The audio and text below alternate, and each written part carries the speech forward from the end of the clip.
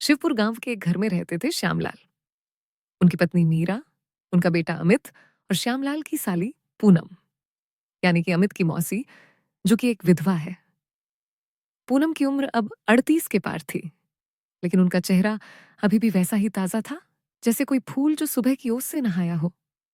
गोरा रंग, लंबे काले बाल जो कमर तक लहराते और आंखें ऐसी गहरी कि कोई देखे तो सोचे कि इनमें कितने राज छुपे हैं। उनकी मुस्कान में एक मिठास थी, लेकिन आंखों में एक उदासी जो कभी कभी झलक जाती। पूनम की शादी हुई थी जब वह 25 की थी। पति अच्छा इंसान था, लेकिन किस्मत ने साथ नहीं दिया। 3 साल बाद ही वह गुजर गए कोई बीमारी से। उसके बाद पूनम ससुराल से लौट आई मायके, क्योंकि वहां अकेले रहना मुश्किल था। श्यामलाल ने उन्हें बाहें फैलाकर अपनाया। मीरा ने घर में जगह दी और अमित, जो तब छोटा था, मौसी को देखकर खुश होता। अब अमित 24 साल का जवान लड़का था। शहर से पढ़ाई करके लौटा था और घर की छोटी सी किराने की दुकान संभालता था। लंबा कद, गोरा रंग और बातें करने का तरीका ऐसा कि कोई भी दिल जीत ले। वो उन्हें मां जैसा मानता था, लेकिन उनकी उदासी देखकर चिंता करता। पूनम का मन भी खाली था। पति के जाने के बाद कोई ऐसा नहीं था जो उनकी बातें सुने, उनकी छोटी छोटी इच्छाएं समझे। वो चाहती कि कोई उनके दुख बांटे, कोई उन्हें हंसाए, कोई उसकी वह अधूरी इच्छाएं पूरी करे, लेकिन रिश्ते की मर्यादा में बंधी रहती। अमित ही था जो थोड़ा बहुत उनके करीब आता, बातें करता और उनकी मदद करता। एक दोपहर की बात थी। गांव में धूप तेज थी, लेकिन घर के अंदर ठंडक थी, क्योंकि दीवारें मोटी थीं।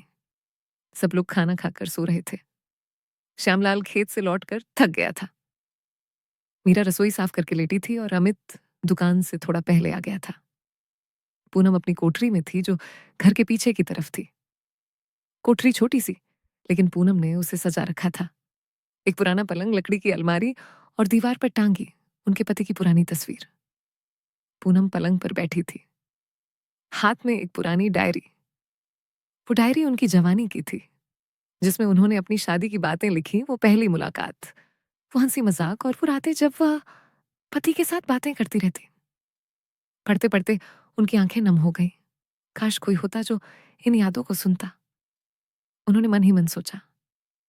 तभी दरवाजे पर हल्की सी दस्तक हुई। मौसी, आप हो क्या? अमित की आवाज आई, धीमी लेकिन साफ।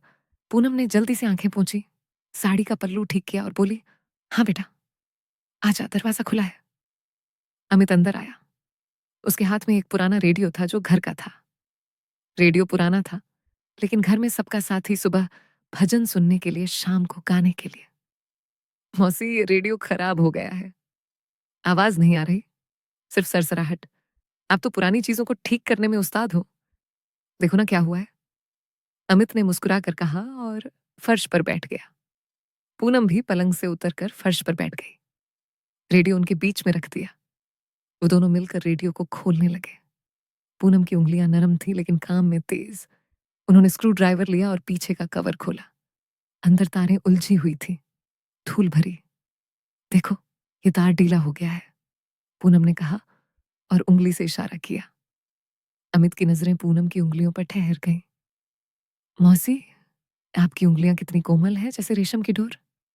मैं तो सोचता हूँ कि अगर कोई इन्हें छू ले तो कितना सुकून मिले।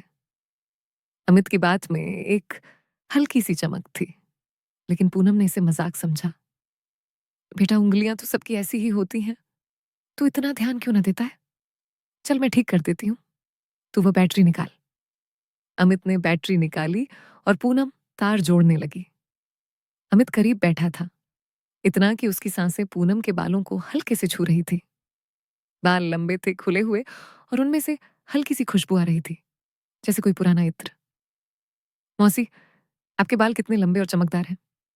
मैं तो सोचता हूँ कि अगर कोई इनमें उंगलियां फेर ले तो सारी थकान उतर जाए। अमित ने फिर कहा, उसकी आंखों में एक अजीब सी चमक। पूनम ने सिर उठाकर देखा, लेकिन हंसकर बोली, अमित, तू बड़ा शरारती हो गया है। बाल तो बाल हैं, अब रेडियो पर ध्यान दे। देख, ये स्विच भी गंदा है, साफ कर। उन्होंने एक कपड़ा दिया और अमित साफ करने लगा। दोनों बातें करते रहे, गांव की दुकान की, मौसम की। पूनम ने कहा, बेटा, तेरे मामा जी के जाने के बाद सब कुछ सुना हो गया। कोई बात करने वाला नहीं, कोई इच्छाएं पूछने वाला नहीं। अमित ने गंभीर होकर कहा, मौसी मैं हूं ना, आपकी हर इच्छा पूरी करूंगा जो कहो। अच्छा तो आज शाम मेरी एक इच्छा पूरी कर, मैं एक नई रेसिपी बनाऊंगी, तू रसोई में मेरी मदद करेगा? अमित ने हामी भरी और रेडियो ठीक हो गया। उन्होंने चालू किया। एक पुराना गाना बजा। ये रेशमी जुल्फें, ये शरबती आंखें, दोनों हंसे और दोपहर ऐसे ही बीत गई। शाम ढल रही थी। गांव में सूरज डूब रहा था। आसमान लाल हो गया था। घर के चूल्हे में आग जल रही थी। मीरा सब्जी काट रही थी। लेकिन पूनम ने कहा, भाभी आज मैं बनाऊंगी, अमित मदद करेगा? मीरा हंसी, ठीक है बहन, मैं तो थक गई हूं। पूनम और अमित रसोई में लग गए। रसोई छोटी थी लेकिन साफ सुथरी। पूनम आटा गूंथ रही थी। उनके हाथ आटे से सने हुए थे लेकिन मजबूत लग रहे थे। अमित पास में खड़ा था, सब्जियां धो रहा था। मौसी, आपके हाथ कितने मजबूत हैं, लेकिन फिर भी इतने नाजुक। मैं तो सोचता हूँ कि अगर कोई इन्हें पकड़ ले तो सारी दुनिया भूल जाए। अमित की बात फिर वैसी ही। पूनम ने चुटकी ली। तू भी ना हमेशा ऐसी बातें हाथ तो काम करने के लिए है। चल यह प्याज काट। अमित काटने लगा, लेकिन उसकी नजरें पूनम पर थीं। पूनम की साड़ी का पल्लू थोड़ा सरक गया था क्योंकि हाथ व्यस्त थे। अमित ने देखा और हाथ बढ़ाकर कहा, मौसी आपका पल्लू। पूनम ने जल्दी से खुद ठीक किया, लेकिन उस पल में एक अजीब सी झिझक हुई हवा में कुछ था, जैसे कोई अनकही बात। अमित, तू बड़ा हो गया है, लेकिन अभी भी बच्चा जैसा है। मेरी इच्छा है कि तू अपनी जिंदगी में आगे बढ़े, अच्छी नौकरी करे, लेकिन मेरे साथ भी थोड़ा वक्त बिताए। अकेलापन बहुत काटता है। अमित ने कहा, मौसी हुआ, आपका अकेलापन मैं दूर करूंगा। आपकी हर जरूरत, हर चाहत। पूनम ने बीच में टोका, बस बस ज्यादा मत बोल। देखिए मसाला डाल, रेसिपी नहीं है गाजर की सब्जी में दही मिलाकर। वे दोनों काम करते रहे, हंसते बोलते। रसोई में धुएं की खुशबू, मसालों की महक। श्यामलाल आ गया। खाना तैयार हो गया। सबने साथ में खाया। रोटी गर्म, सब्जी स्वादिष्ट। श्यामलाल ने तारीफ की, बहन तू तो कमाल है। मीरा ने भी कहा, हाँ, अमित की मदद से और अच्छा बना। खाना खाकर श्यामलाल और मीरा थक कर सो गए, क्योंकि दिन भर की मेहनत थी। लेकिन पूनम और अमित छत पर चले गए। छत घर के ऊपर थी, जहां से गांव का नजारा दिखता, दूर खेत चांद निकल रहा था। हवा ठंडी बह रही थी। वे दोनों एक पुरानी चटाई पर बैठ गए। मौसी, आज का दिन अच्छा था ना? अमित ने पूछा। पूनम ने सिर हिलाया। हाँ बेटा, लेकिन मेरी वो डायरी, उसमें लिखी बातें याद आती हैं। पुरानी यादें, अनकही इच्छाएं, जैसे कोई मुझे रात भर बातें करके सुनाए, मेरे दुख बांटे। अमित करीब खिसका। उसकी आंखें पूनम पर थीं। मौसी, मैं आपकी हर इच्छा पूरी कर सकता हूँ।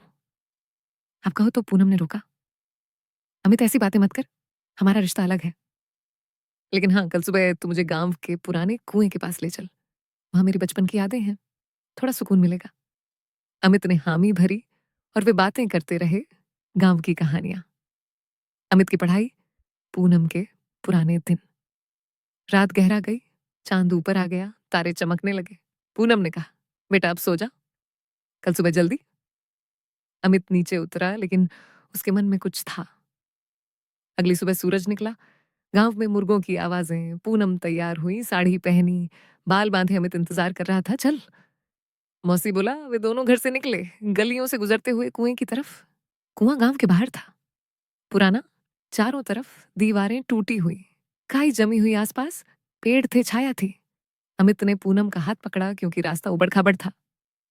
मौसी, फिसल मत जाना, आपका हाथ कितना गर्म है, जैसे कोई आग जल रही हो। अंदर अंदर मैं तो सोचता हूँ कि अगर मैं इसे हमेशा पकड़े रहूं तो। पूनम ने हल्के से हाथ छुड़ाया, लेकिन मुस्कुराई। तू भी ना, हमेशा मजाक देख। ये कुआं यहाँ मैं बचपन में खेलती थी दोस्तों के साथ। पानी भरती, हंसती, खेलती। वे दीवार पर बैठ गए। पूनम ने पुरानी बातें बताई, कैसे वह स्कूल जाती, कैसे शादी हुई। अमित सुनता रहा। मौसी, आपकी जिंदगी में इतना दुख, लेकिन आप मुस्कुरा मुस्कुराती रहती हो। मेरी इच्छा है कि मैं आपकी हर ख्वाहिश पूरी करूं। जैसे आप कहो कि कोई अपना काम शुरू करना चाहती हो, मैं मदद करूंगा। पूनम ने कहा, हाँ बेटा, मेरी इच्छा है कि मैं कोई छोटा सा काम शुरू करूं, जैसे हस्तकला या कुछ। लेकिन अकेले डर लगता है, कोई साथी नहीं। अमित ने उत्साह से कहा। मौसी, मैं आपका साथी हूं, हम मिलकर करेंगे, कल से शुरू करते हैं। वे वापस लौटे। दिन बीतने लगा। अगले दिन घर की पुरानी किताबों को साफ एक करने लगे। अलमारी ऊंची थी। पूनम चढ़कर किताबें निकाल रही थी। अमित नीचे से पकड़ रहा था। मौसी, आपका बदन कितना लचीला है, जैसे कोई नाचने वाली डांसर। मैं तो सोचता हूं कि अगर कोई आपको सहारा दे तो सारी थकान दूर हो जाए। पूनम ने हंसकर कहा। सहारा तो दे रहा है ना, किताबें साफ कर। मेरी इच्छा है कि हम इन किताबों से कुछ नया सीखें, जैसे हस्तकला। किताबें साफ हुई और वे हस्तकला शुरू करने लगे। पूनम कागज से फूल बनाती, अमित रंग भरता। उनके हाथ आपस में छूते नजरें मिलती। मौसी, आपकी आंखें कितनी गहरी हैं, जैसे समंदर, कोई डूब जाए तो निकलना मुश्किल। पूनम ब्लश करती। अमित, ऐसी बातें? लेकिन हाँ, मेरे मन में भी एक गहराई है जो कोई समझ नहीं पाता। तू समझता है ना मेरी अनकही बातें। फिर दिन ऐसे ही बीतते गए। वे दुकान पर साथ जाते।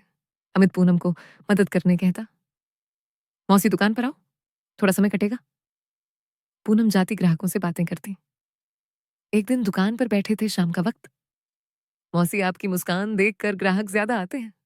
मैं तो सोचता हूं कि अगर कोई आपकी मुस्कान हमेशा देखे तो। पूनम ने टोका। बस दुकान संभाल, मेरी इच्छा है कि तू अच्छा बिजनेस करे। शाम को आंगन में बैठे गाने गुनगुना रहे थे। पुराने गीत जैसे आज जाने की जिद ना करो। पूनम ने कहा। अमित, मेरी एक इच्छा है, कोई मेरे साथ रात भर बातें करे, मेरे दर्द सुने, मेरी इच्छाएं समझे। अमित ने कहा। मौसी, आज रात मैं आपके साथ रहूंगा, बातें करूंगा। फिर रात हुई, घर सो गया। पूनम की कोठरी में वे दोनों, अमित बिस्तर के एक किनारे पर, पूनम दूसरे पर लालटेन जल रही थी। हल्की रोशनी में बातें करने लगे। पूनम के सपने, अमित की योजनाएं। मौसी, आपका बदन इतना कोमल लगता है, जैसे कोई बादल। मैं तो सोचता हूं कि अगर पूनम ने सख्ती से कहा, अमित रुक, ऐसी बातें मत कर, हमारा रिश्ता पवित्र है, सिर्फ बातें दुख बांटना। वे रात भर बातें करते रहे। पूनम के पति की यादें, उनके अधूरे सपने। अमित सुनता, सांत्वना देता। सुबह हुई, लेकिन बॉन्डिंग मजबूत हो गई। कई दिन ऐसे बीते, वे गांव घूमते, पुरानी जगह देखते। अमित की बातों में हमेशा उसकी तारीफ होती, लेकिन पूनम रोकती। फिर एक दिन आंगन में बैठे थे, अमित ने कहा। मौसी, मैं आपसे कुछ कहना चाहता हूँ, मैं आपको बहुत पसंद करता हूँ। लेकिन पूनम का दिल धड़का क्या, वो वैसा ही सोच रही थी। अमित ने जारी रखा। जैसे एक माँ को पसंद करता हूँ। मैं जानता हूँ आपकी अधूरी इच्छाएं, आपका अकेलापन, इसलिए मैंने आपके लिए एक रिश्ता ढूंढा है। मेरे दोस्त का चाचा विदुर है, अच्छा इंसान, शहर में नौकरी करता है। वो आपको खुश रखेगा, आपकी हर इच्छा पूरी करेगा। पूनम हैरान रह गई। आंखों में आंसू आ गए। अमित, तूने मेरे लिए इतना सोचा। मैं सोचती थी कि तू, लेकिन तू तो मेरा सच्चा भतीजा है। अमित हंसा। मौसी, हमारा रिश्ता हमेशा पवित्र रहेगा। मैं सिर्फ आपकी खुशी चाहता हूँ। बात पक्की हुई। पूनम की दूसरी शादी हुई। नया पति अच्छा था। पूनम खुश हो गई। अमित ने घर संभाला, अपनी पढ़ाई जारी रखी। गांव में सबने तारीफ की कि रिश्ते की जो अमित के पिता नहीं कर पाए, वह अमित ने कर दिखाया।